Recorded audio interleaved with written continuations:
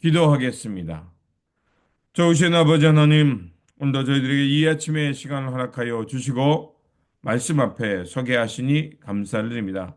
오늘도 우리에게 믿음으로 승리할 수 있는 귀한 말씀 들려주시고 무엇보다도 하나님의 말씀을 붙들고 하나님께서 이끌어 가시는 생명 살림의 역사를 향해 살아가게 하여 주옵소서.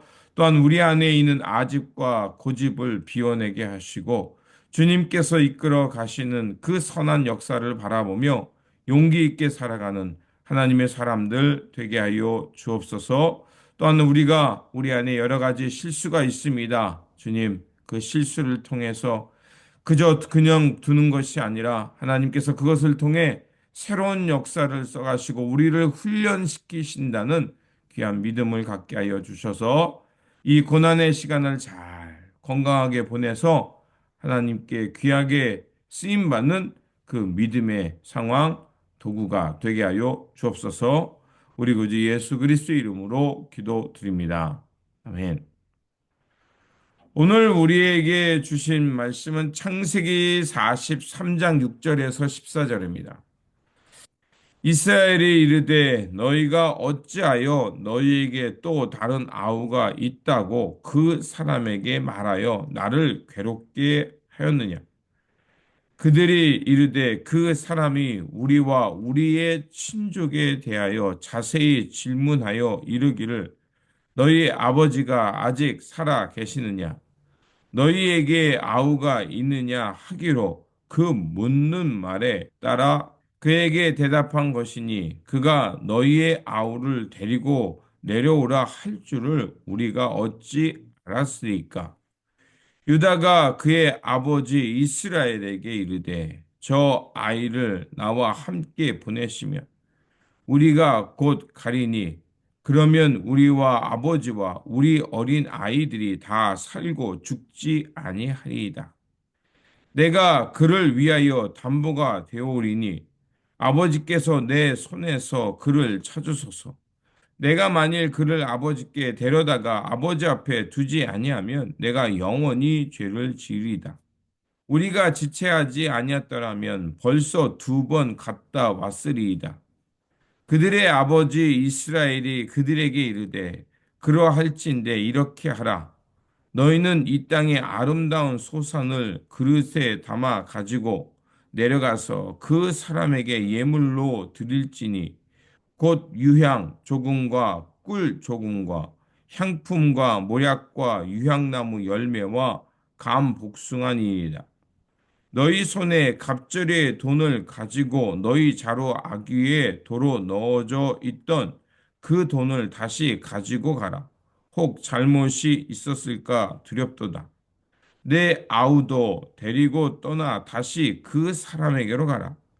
전능하신 하나님께서 그 사람 앞에서 너희에게 은혜를 베푸사 그 사람으로 너희 다른 형제와 베냐민을 돌려보내게 하시기를 원하노라. 내가 자식을 잃게 되면 이르리로다.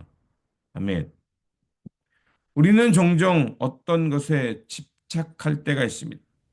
과거의 상처, 사람들의 잘못된 기대, 혹은 스스로 자기의 계획을 세워놓고 이거 아니면 안 된다는 식으로 생각할 때가 있습니다. 그러나 우리가 그것에 매달리게 되면 하나님의 새로운 길을 보지 못할 때가 있습니다. 오늘 본문은 애굽에서 가져온 곡식이 이제 다 떨어진 상황이 됐습니다.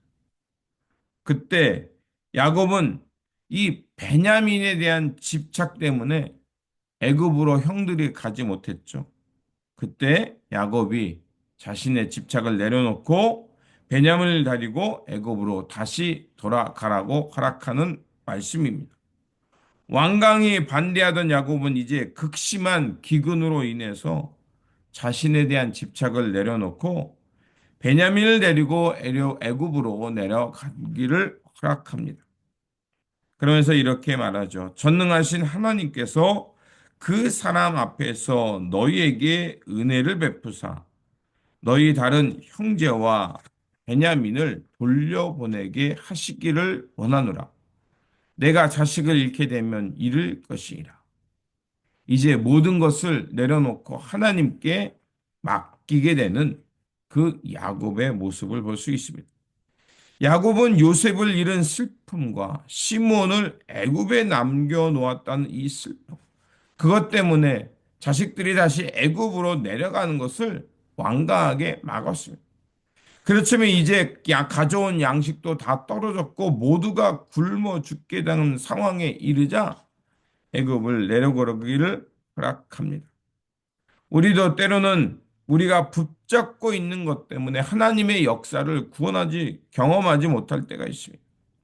베냐민과 같이 우리가 붙들고 있는 것.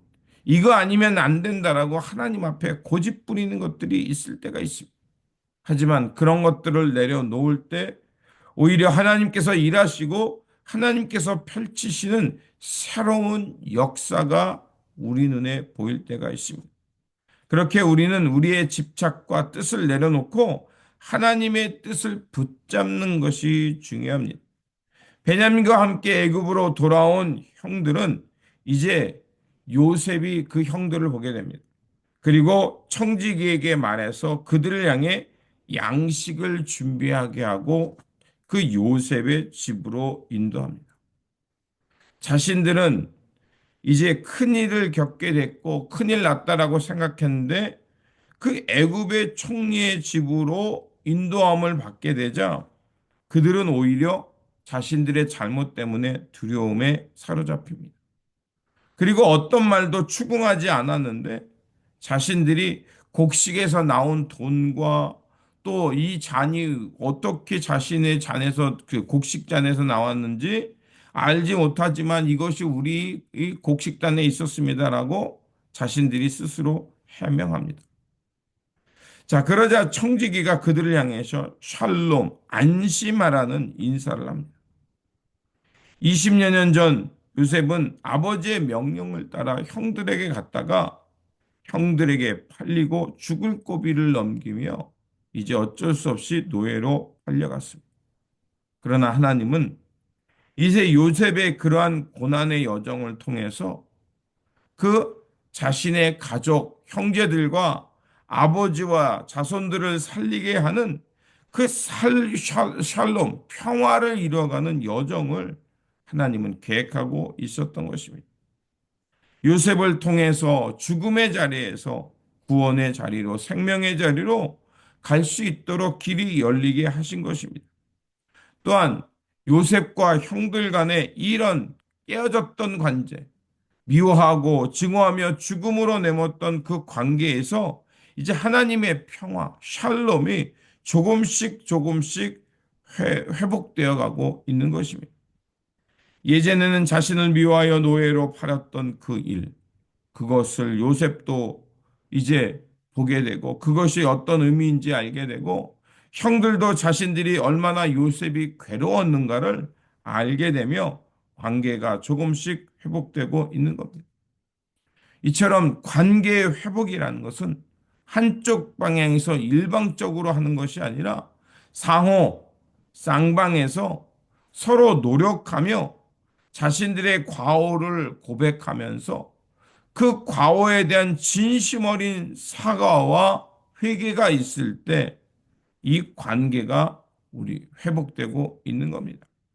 그렇습니다. 우리도 하나님과의 관계에서 마찬가지입니다. 우리가 하나님의 평화, 하나님의 샬롬의 세상을 가지고 오기를 원한다면 우리가 더디지만 때로는 어렵지만 조금씩 조금씩 진심 어린 회개와 그 관계를 회복하기 위한 노력이 있을 때 이 땅에 하나님의 샬롬, 평화가 임하는 것입니다.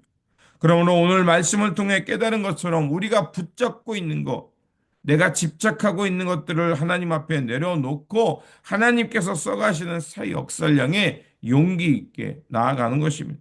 이렇게 우리가 진정으로 하나님 앞에 회개하며 하나님께서 원하시는 샬롬의 세상을 향해 조금씩이라도 더디지만 그 걸음을 걸을 때 우리 가운데 하나님의 샬롬, 평화가 임할 거라 믿습니다. 이런 하나님의 샬롬의 세상을 향해 살아가는 저와 여러분들이 되시길 주님의 이름으로 축원드립니다. 기도하겠습니다. 사랑과 은혜가 충만하신 하나님, 오늘 말씀을 통해서 참된 평화의 길이 어떻게 이루어지는가를 깨닫게 하셨습니다. 야곱이 베냐민을 내려놓고 새로운 길을 걸었던 것처럼 우리도 주님 앞에서 모든 염려와 집착을 내려놓게 하시고 하나님께 모든 것을 맡기며 주님께서 이끌어가는 그 역사를 향해 용기 있게 나아가게 하여 주옵소서. 또한 우리 삶 가운데 깨어진 관계의 회복의 역사를 위해 서로가 서로를 이해하고 관용을 베품으로 하나님의 사랑과 평화가 우리 가운데 흘러 넘치도록 우리 주님께서 도와주시고 그 샬롬의 세상을 향해 나아갈 수 있는 우리의 믿음의 용기가 되게 하여 주옵소서. 우리 구주 예수 그리스도의 이름으로 기도드립니다. 아멘.